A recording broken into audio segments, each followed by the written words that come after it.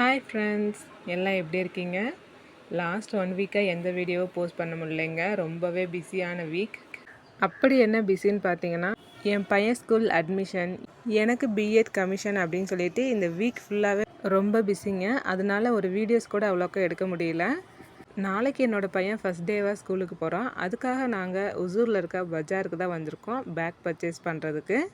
பஜாரில் நிறைய back shop இருந்துச்சுங்க. ஆனால் எங்களுக்கு என்னமோ இந்த பேக் ஷாப் தான் ரொம்பவே பிடிச்சிருந்துச்சு. ஒரு வழியாக என் பையனுக்கு டைனோசர் பிரிண்ட் பண்ண லஞ்ச் பேக் வாங்கிட்டு நாங்கள் கிளம்பியாச்சு. நாளைக்கு என்னோடய பையன் ஸ்கூலுக்கு போகிறாங்க.